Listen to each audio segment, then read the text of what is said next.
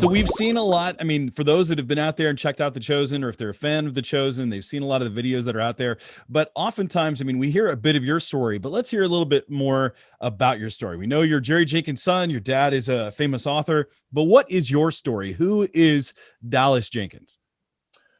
Well, yeah, I think my dad being the Left Behind guy Hmm. means quite a bit in my story because before Left Behind, he was an author as well. So I grew up in a very strong fundamentalist Christian home. Um, I was actually sheltered from most television and movies, as I mentioned in the Fast Five. Um, we were only watching things that were super family friendly and clean. And I did notice that non-Christian projects or movies or TV were always so much better than Christian movies or TV. So that was something that kind of struck me when I was growing up. But I was, a Bible student. I was an Awana kid. I mean, I went to Christian schools my whole life, and I went to a Bible college.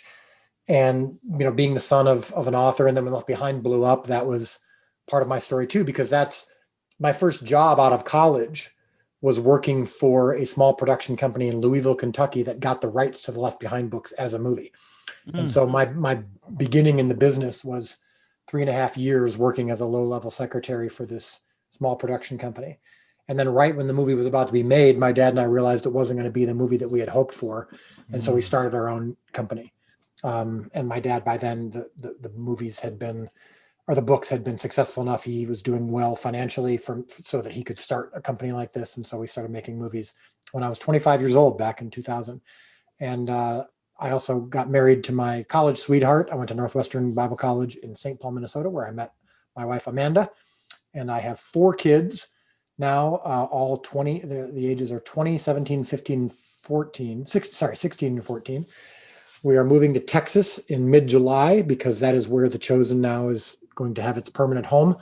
And I've been so far with making The Chosen traveling too much away from my home. So from the last 10, from 2010 to 2017, my movie career existed at Harvest Bible Chapel in Chicago. And that's where I made the feature film, The Resurrection of Gavin Stone, which the failure of that movie is what allowed the failure of that movie at the box office is what allowed me to do the short film for Harvest Bible Chapel, the Christmas short film based on the birth of Christ from the perspective of the shepherds.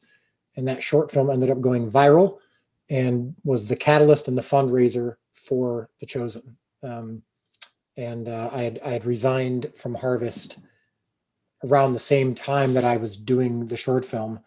And then when the short film hit, it was like, okay, could potentially be my next gig is trying to do this show. And the rest is history.